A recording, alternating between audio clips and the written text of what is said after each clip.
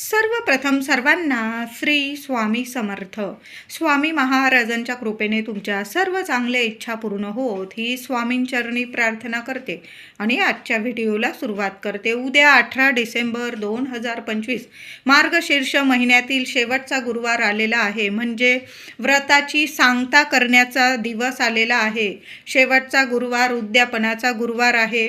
ज्या महिलांचा मध्येच एखादा गुरुवार गेलेला असेल पण तुम्ही उपवास केलेला आहे, महिलांनो तुम्ही कहाणी श्रवण केलेली आहे, लांबून तुम्ही देवी आईला नमस्कार केलेला आहे, स्मरण केलेलं आहे, देवी आईचं नामस्मरण केलेलं आहे, तर तुमचा तोही गुरुवार मान्य झालेला आहे. तुम्ही शेवटच्या गुरुवारी म्हणजे उद्या 18 डिसेंबरला तुम्ही उद्यापन करू शकता. एखादा गुरुवार मासिक धर्मात वगैरे गेलेला असेल काही कारणास्तव तर तुम्ही उद्या 18 डिसेंबरला उद्यापन म्हणजे व्रताची सांगता करू शकता. आता समजा उद्याच तुम्हाला कुठं जावं लागलं किंवा मासिक धर्म आला, काही कारणास्तव उद्या तुमचं उद्यापन राहून गेलं, तर मग महिलांनो तुम्ही 25 तारखेला ख्रिसमस नाताळच्या दिवशी तुम्ही उद्यापन करू शकता. असं नाही की पौष महिन्यात उद्यापन करू नये. उद्या जर तुमचा गुरुवार म्हणजे गेला, पूजा वगैरे झाली नाही, उद्यापन करता आलं नाही, तर मग तुम्ही 25 तारखेला करू शकता. आणि आधीचा एखादा गुरुवार गेलेला आहे आणि तुम्हाला उद्याचा गुरुवार नीट पूजा वगैरे करता येत आहे, तर मग उद्या तुम्ही व्रताची सांगता उद्यापन करू शकतात. आता उद्यापन कसं करावं, तर दर गुरुवारी जशी आपण पूजा सेवा करतो देवी लक्ष्मीची, अगदी तशाच पद्धतीने शेवटच्या गुरुवारी सुद्धा पूजा मांडणी वगैरे तशाच पद्धतीने करायचं आहे. आणि संध्याकाळी देवी आईची आरती वगैरे झाल्यानंतर 7 सवाष्ण किंवा तुमच्या घराजवळ जास्त सवाष्ण महिला असतील, तुम्ही बोलवत असाल त्यांना, सर्व सवाष्ण महिलांना आदराने घरी बोलवायचं आहे. त्यांना आमंत्रण द्या. तुम्ही स्वतः जा किंवा मुलांना पाठवा बोलवायला. त्यांना आनंदाने आग्रहाचं आमंत्रण द्यायचं आहे आणि त्यांना हळदी कुंकू करायचं आहे.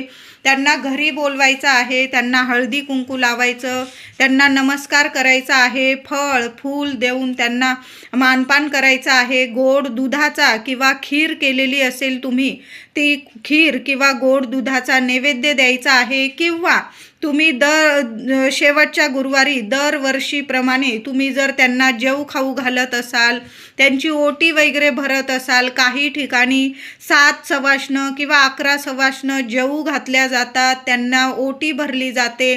तुमच्या पद्धतीने तुम्ही दरवर्षी गुरुवारचं उद्यापन जसं करतात ना महिलांनो, तशाच पद्धतीने करायचं आहे. काही ठिकाणी एका महिलेची ओटी भरली जाते, एका महिलेला जेवू खाऊ घातलं जातं, किंवा काही ठिकाणी फक्त फळ फूल देऊन पोथी वगैरे दिली जाते, त्यांना मानपान दिला जातो, नमस्कार केला जातो, हळदी कुंकू लावून गोड दुधाचा खिरीचा नैवेद्य देऊन त्यांना आनंदाने त्यांना घरी परत पाठवलं जातं. तुमच्या पद्धतीने तुम्ही दरवर्षी जसं उद्यापन करतात, जसं सवाष्ण पूजन हळदी कुंकू करतात ना, तशाच पद्धतीने करायचं आहे.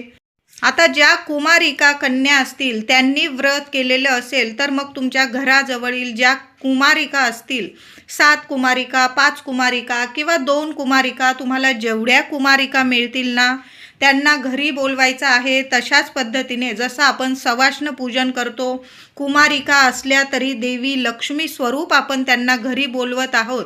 ज्या कुमारिकेने हे व्रत केलेलं आहे, त्यांनी त्या कन्येने त्या कुमारिकेने जेवढ्या कुमारिका घरी बोलवल्या आहेत हळदी कुंकवाला, त्या कुमारिकांना स्वतःच्या हाताने, ज्या कुमारिकेने व्रत पूजा केलेली आहे तिने स्वतःच्या हाताने बोलावलेल्या कुमारिकेंना हळदी कुंकू लावायचं आहे, फळ फूल हातात द्यायचं आहे, पोथी हातात द्यायची आहे, नमस्कार करायचा आहे. जसं आपण सवाष्ण पूजन करतो ना, तशाच पद्धतीने आपण करायचं आहे. जेवढ्या कुमारिका भेटतील तेवढ्यांना नक्कीच मानपान करा. जेवढ्या सवाष्ण भेटतील तुम्हाला, 1 भेटो 5 भेटो 7 11 21, तुमच्याकडं जेवढ्या सवाष्ण किंवा कुमारिका येत असतील त्यांचा छान मानपान करा, हळदी कुंकवाचा कार्यक्रम करा. आता समजा तुमच्या घराजवळ नाही महिला मिळाल्या किंवा एखाद्या कुमारिकेने हे व्रत केलेलं आहे, नाही कुमारिका मिळाल्या, मग काय करायचं, 7 केळी घ्या किंवा 11 केळी घ्या, फूल घ्या, त्यावर हळदी कुंकू अर्पण करा. आणि तुमच्या घराजवळ जे देवी मंदिर असेल ना, महालक्ष्मीचं मंदिर असेल, तुमच्या कुलस्वामिनीचं गावदेवी मंदिर असेल, तुमच्या घराजवळ जे माऊलीचं मंदिर असेल तिथं जायचं आहे.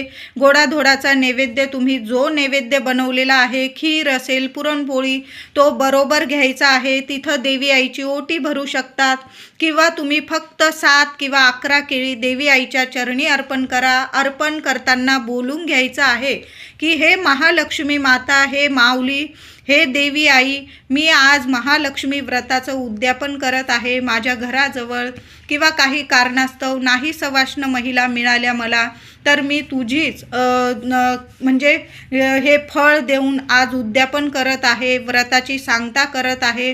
असं साध्या सोप्या मी फक्त उदाहरण दिलेलं आहे. तुमच्या मनात जी इच्छा आहे देवी आईला बोलून घ्या. ते फळं, केळी नाही मिळाले इतर फळं तुम्ही ठेवू शकता देवी आईच्या चरणी. 7 ठेवा, 11 ठेवा, 21 ठेवा, तुमच्यावर आहे. चांगली टोपली भरून फळं देवी आईच्या चरणी अर्पण केली ना तुम्ही तरीही चालेल. आपण फूल अर्पण करा देवी आईला, वेणी अर्पण करा, ओटी भरायची असेल ओटी भरू शकता. अशा पद्धतीने तुम्ही मंदिरात जाऊन सुद्धा उद्यापन करू शकतात महिलांनो. तर आता उद्या शेवटचा गुरुवार, सकाळी लवकर उठायचं आहे महिलांनो. आंघोळीच्या पाण्यात चिमूटभर हळद टाका, माता लक्ष्मीचं नामस्मरण करा, तुमच्या इच्छा बोला देवी आईला आणि डोक्यावरून आंघोळ करायची आहे. म्हणजे केससुद्धा धुवायचे आहे. घराची फरशी पुसा, घर दार स्वच्छ करा. इतकं प्रसन्न वातावरण राहिलं पाहिजे की देवी आई साक्षात आली पाहिजे आणि घरात अखंड वास केला पाहिजे. इतकं सुंदर उंबरठा पूजन करा महिलांनो. हळदीचं लेपन करा. छान उंबरठ्याच्या दोन्ही बाजूला मातीच्या पंतीत दिवे लावा किंवा तुम्ही दररोज जे दिवे लावतात देवी आईच्या स्वागतासाठी सकाळी पण दिवे लावा उद्या आणि संध्याकाळी सुद्धा दिवे लावायचे आहे. आता सकाळी सहज उंबरठा पूजन झाले महिलांनो. बघा उद्या शेवटचा गुरुवार आहे. उंबरठ्यावर एका मातीच्या पंतीत किंवा दोन्ही साईडला ठेवता आलं नाही ठेवता येत, लहान लेकरं असतात पायाने तुडवतात वगैरे, एका साईडला एखाद्या कोपऱ्यात जिथं कुणाचा पाय पडणार नाही त्या साईडला ठेवा. एक मातीची पंती घ्या, थोडेसे चिमूटभर अख्खे तांदूळ, 2 लवंग आणि चिमूटभर दालचिनीचा तुकडा, अगदी बारीकसा दालचिनीचा तुकडा, 2 कापराच्या वड्या, या सर्व वस्तू आपल्या तांदळावर मातीच्या पंतीत ठेवून द्यायच्या आहे. कळालं असेल माझ्या सर्व महिलांना. मातीची पंती घ्या, स्वच्छ धुवून घ्या आधीची असेल, त्यात थोडेसे तांदूळ घ्या, 2 कापराच्या वड्या ठेवा, 2 लवंग, दालचिनीचा छोटासा तुकडा ठेवून द्या. दिवसभर ठेवून द्या. संध्याकाळी ती मातीची पंती येण्या जाण्याच्या रस्त्यात उंबरठ्यावर घ्यायची आहे तुम्हाला आणि कापरासोबत या वस्तू जाळून टाकायच्या आहे. आपण महालक्ष्मीची आरती तर कापराने करणारच आहोत. तो कापूर सगळ्या घरात फिरवा आणि उंबरठ्यावर या वस्तू संध्याकाळी जाळून टाकायच्या आहे. सुंदर सोन्यासारखा अनुभव नाही आला तुम्हाला तर मला बोला. घरात कितीही दुःख दारिद्र्य असू दे, पीडा असू दे, त्रास असू दे, लगेच क्षणात नष्ट होईल. कुणाचीच नजर बाधा देवी लक्ष्मी तुमच्या घराला कधीच लागू देणार नाही. तांदळामुळे आपले पितृदेवता प्रसन्न होतात, आपली वास्तू प्रसन्न होते. लवंग आणि दालचिनी या वासामुळे देवी लक्ष्मी कायम प्रसन्न राहते. यामुळे लक्ष्मी नारायणांची कृपा हवी असेल तर उद्या उंबरठ्यावर या वस्तू सकाळीच ठेवा आणि संध्याकाळी त्या वस्तू छान अशा जाळून टाकायच्या आहे. दोन्ही साईडला हात लावा उंबरठ्याला महिलांनो. तुमच्या मनातील इच्छा माता लक्ष्मीला सांगा आणि त्या वस्तू जाळून टाकायच्या आहे. अनुभव सुंदरच येईल तुम्हाला. उद्या घराचं मुख्य दार सुद्धा पुसायचं आहे महिलांनो. मुख्य दारावर हळदी कुंकवाने स्वस्तिक काढायचं आहे. मार्गशीर्ष महिन्यातील शेवटचा गुरुवार आहे. जेवढ्या सेवा जमतील ना करा. वर्षभर पुन्हा असा दिवस येणे नाही. मुख्य दारावर 5 आंब्यांच्या पानाची डहाळी ही लागलीच पाहिजे किंवा 11 पानांचं तोरण लावा, 21 पानांचं तोरण लावा, पण आंब्याची पानं ही आपल्या मुख्य दरवाजावर लागलीच पाहिजे. शुभ कार्य घडून येतील तुमच्या घरात, शुभ कामं होतील, सर्व काही गोड होईल, माऊलीची कृपा होईल. असा सुंदर दिवस आहे. आपण 5 प्रकारची पत्री तर आणणारच आहोत. त्यात जास्तीचे 5 आंब्याची पानं जरूर आणा. धुवून घ्या, पुसून घ्या. प्रत्येक पानावर लक्ष्मी नारायणांचं नामस्मरण करा आणि हळदी कुंकवाचं बोट लावा आणि आपल्या मुख्य दरवाजावर ती 5 आंब्याच्या पानांची डहाळी जरूर लावून द्या. खूप खूप छान तुमच्या घरात शुभ कार्य घडून येतील. तुमच्या मुलांची प्रगती व्हायला लागेल, पैसा येईल, टिकून राहील, बरकत होईल.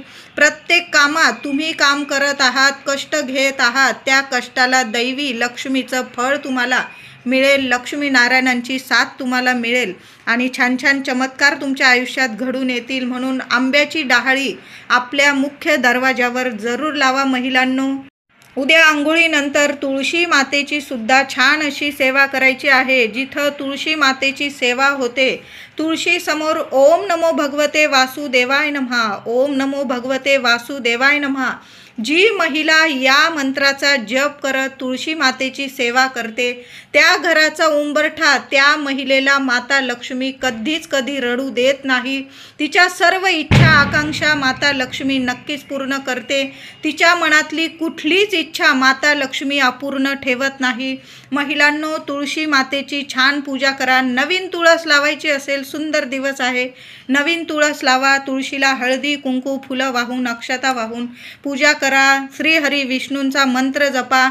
1 रुपयाचं नाणं तुळशीच्या मातीत जरा म्हणजे संध्याकाळपर्यंत ठेवून द्या. संध्याकाळी पूजा सेवा झाल्यानंतर ते नाणं काढून घ्या, किंवा तुम्हाला नाही लक्षात राहिलं, शुक्रवारी जरी ते नाणं काढून घेतलं आणि तुमच्या स्वतःच्या पर्समध्ये ठेवा. महिलांनो, तुमची पर्स कधी खाली होणार नाही, एवढं तर मी 100% नक्की सांगते. शेवटचा गुरुवार आहे, तुळशीच्या मातीत 1 रुपयाचं नाणं ठेवून द्या. कुणाला हात लावू देऊ नका. त्यावर थोडी माती भुरभुरून दिली तुम्ही तरीही चालेल, किंवा एखाद्या कोपऱ्यात ठेवा, पण तुळशीच्या कुंडीतच 1 रुपयाचं नाणं ठेवा. दुसऱ्या दिवशी शुक्रवारी काढून घ्या. तुमच्या तिजोरीत ठेवू शकतात किंवा तुमच्या पर्समध्ये ठेवा. सुंदर अनुभव येतील. पैशाला पैसा जोडला जाईल, बरकत येईल. पैसा तुमच्याकडं नाही अशी गोष्ट कधी घडणार नाही. उद्या देवघरातील देवांची छान पूजा करा महिलांनो. केशर असेल तर लक्ष्मीनारायणांच्या मूर्तीवर दुधात 2 धागे का होईना केशर टाका किंवा पाण्यात टाका. केशरयुक्त पाण्याने किंवा दुधाने देवी लक्ष्मीच्या मूर्तीवर, किंवा श्रीयंत्र असेल किंवा तुमच्याकडं लक्ष्मीनारायणांची मूर्ती असेल, बाळकृष्णाची, त्या मूर्तींवर तुम्हाला किंवा सर्व देवी देवतांना केशरयुक्त पाण्याने किंवा दुधाने अभिषेक करा. आता नाही केशर, चिमूटभर हळद टाकून द्या आणि त्या हळद मिश्रित थोडं कुंकू जरी टाकलं, हळद कुंकू, त्या हळद कुंकू मिश्रित पाण्याने तुम्ही देवी देवतांच्या मूर्तीवर अभिषेक करायचा आहे. सर्व देवी देवतांना तुम्हाला तांदळाच्या राशीवर स्थापन करायचं आहे. दुसऱ्या दिवशी अमावस्या आहे, अमावस्येला ते तांदूळ तुमच्या मुख्य डब्यात टाकून द्यायचं आहे. तर उद्या 18 तारखेला रात्री, उत्तर रात्री 4:59 अमावस्या प्रारंभ होणार आहे, मार्गशीर्ष अमावस्या. आणि 20 तारखेला सकाळी 7:12 ही अमावस्या तिथी संपणार आहे. 19 तारखेला संपूर्ण दिवस रात्र ही अमावस्या आहे.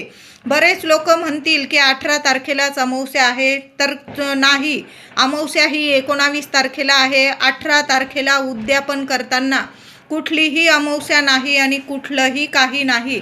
म्हणून 18 तारखेला आपण दिवसभर आपण उद्यापन पूजा सेवा करू शकतो. पण तुम्ही जर राहू काळ पाळतात महिलांनो, तर दुपारी हा 2 तासाचा राहू काळ असणार आहे. आपण वर्षात लक्ष्मीपूजन म्हणजे आपण मुख्य लक्ष्मीपूजन आपण अश्विन अमावस्येला करतो, तर मार्गशीर्षाचे 4ही गुरुवार आपण लक्ष्मीपूजन करत असतो. तर शुभ वेळेत शुभ काळात जर पूजा उद्यापन केलं तर शुभ फळ आपल्याला देऊन जाईल. तर दुपारी 1 ते 3 हा राहूचा अशुभ काळ असणार आहे.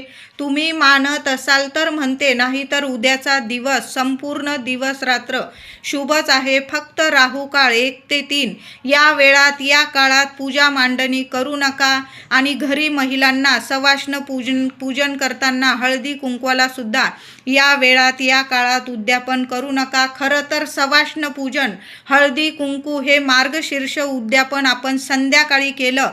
देवी लक्ष्मी येण्याची वेळ असते 6:30 ते 7:30 या वेळात या काळात तुमच्या घरात महिलांनो आवर्जून सवाष्ण पूजन हळदी कुंकवाचा कार्यक्रम जरूर करा. महालक्ष्मीचं उद्यापन करण्याचा ही शुभ वेळ असते, म्हणजे संध्याकाळी 6:30 ते 7:30. थोडा उशीर झाला 8 वाजेपर्यंत आपल्या घरात हळदी कुंकू महालक्ष्मीचं उद्यापन नक्की करा. फक्त दुपारी 1 ते 3 या वेळात पूजा मांडणी करू नका आणि सवाष्ण पूजन तर चुकून सुद्धा करू नका, नाहीतर मग तुम्ही एवढे गुरुवार केलेले आहे त्याचं तुम्हाला फळ मिळणार नाही. आपण जेव्हा कलश स्थापन कराल महिलांनो, कलशामध्ये 21 दुर्वा टाकून 5 प्रकारची पत्री ठेवून मग कलश आपल्याला भरायचा आहे. 21 दुर्वा मार्गशीर्ष महिन्याच्या प्रत्येक गुरुवारी कलश स्थापन करतो महालक्ष्मीचा, त्यात 21 दुर्वा जरूर ठेवत जा. खूप शुभ परिणाम तुम्हाला दिसून येतील. संपूर्ण दिवसभर आपण सेवा करतो महालक्ष्मीची. ती सेवा केव्हा पूर्ण होते? जेव्हा आपण गोपूजन करतो. संध्याकाळी देवी आईला नैवेद्य पाणी केल्यानंतर गाईला नैवेद्य जरूर द्या महिलांनो.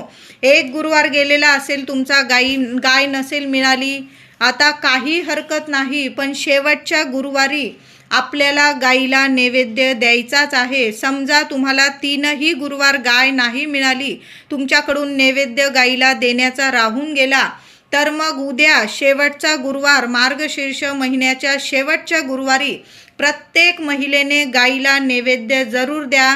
आता गाय लांब आहे, माझ्या दादांनी जरूर नैवेद्य देऊन आला, खाऊ घातला, तेव्हाच आपल्याला उपवास सोडायचा आहे महिलांनो. संपूर्ण मार्गशीर्ष महिन्याच्या गुरुवारचं महालक्ष्मी व्रताचं तुम्हाला संपूर्ण शुभ आणि गोड फळ मिळणार आहे, म्हणून गाईला नैवेद्य जरूर द्या. तुम्ही जो गोड नैवेद्य बनवलेला असेल, पुरणाची पोळी, गाईचं तूप लावून पुरणाची पोळी गाईला खाऊ घाला. नसल बनवलेली तुम्ही ताजी चपाती घ्या, त्याला तूप लावा, गूळ ठेवा. खीर केलेली असेल ताज्या चपातीवर खीर ठेवा, किंवा इतर गोड पदार्थ असेल ताज्या चपातीवर ठेवा आणि गाईला स्वतःच्या हाताने खाऊ घाला. गाय जवळ येत असेल तिला हळदी कुंकू जरूर लावा, नमस्कार करा, तिच्या पोटाला हात लावा. पोटाला हात लावताना ओम श्रीम नमः, ओम श्रीम नमः किमान 5 वेळा म्हणा. तुमची इच्छा नाही पूर्ण झाली तर बोला, जी इच्छा असेल माता लक्ष्मीला बोला, गाईला हात लावा पोटाला आणि तुमची इच्छा लगेच पूर्ण होईल. अशी ही सुंदर गोमातेची सेवा आहे. नक्की सर्वांनी गाईची ही सेवा जरूर करा आणि मगच आपल्याला उपवास सोडायचा आहे. उद्या देवी लक्ष्मी समोर 7 पिवळ्या कवड्या, 11 किंवा 21 तुमच्याकडं जेवढ्या असतील स्वच्छ धुवून घ्या, स्वच्छ अभिषेक करून घ्या. छान अशी तांदळाच्या राशीवर त्या पिवळ्या कवड्यांची हळद कुंकू फुलं अक्षता वाहून पूजा करा. त्याचबरोबर 11 लवंग, देवी लक्ष्मीला 11 लवंग जरूर अर्पण करा. आता लवंग घेतल्या आणि अशाच अर्पण केल्या असं नाही महिलांनो. एक लाल कपडा देवी लक्ष्मी समोर ठेवायचा आहे किंवा एखादी वाटी ठेवा. 1 लवंग उजव्या हातात घ्या, महालक्ष्मी अष्टकाचा पाठ बोला 1 वेळा, ती लवंग अर्पण करा. असं 11 वेळा महालक्ष्मी अष्टकाचा पाठ बोला. एक लवंग तुम्ही माता लक्ष्मीला अर्पण करायचं आहे.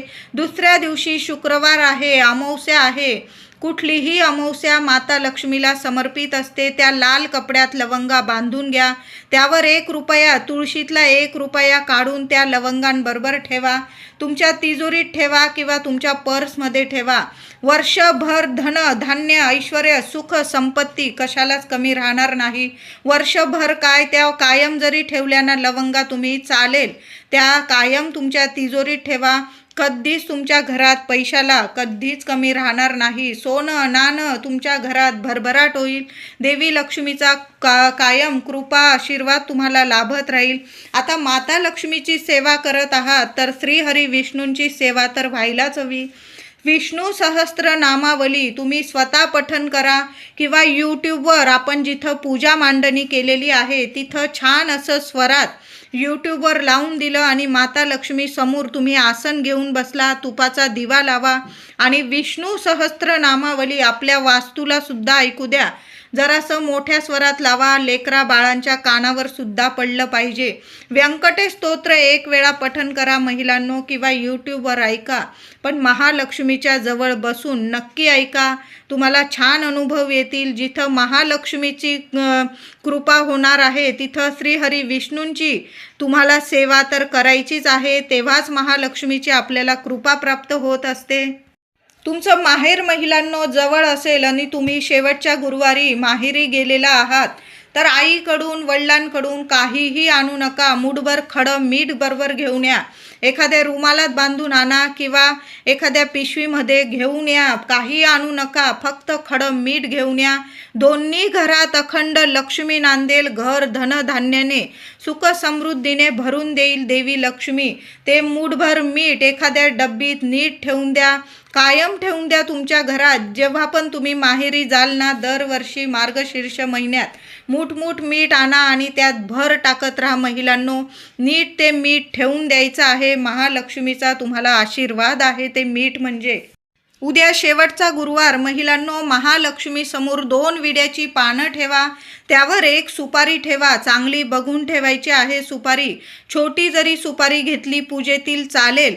तिला हळदी कुंकू फुलं अक्षता 1 लाल गुलाबाचं फूल अर्पण करा. देवी समोर दिवस रात्र राहू द्या. शुक्रवारी ती सुपारी तुम्हाला तिजोरीत ठेवायची आहे किंवा तुमच्या देवघरात रोज त्या सुपारीची पूजा केली ना चालेल. साक्षात देवी लक्ष्मी स्वरूप ती सुपारी आहे. तुमच्या घरात इतकी बरकत येईल, धनधान्याला बरकत येईल, लेकरांच्या प्रगतीला बरकत येईल.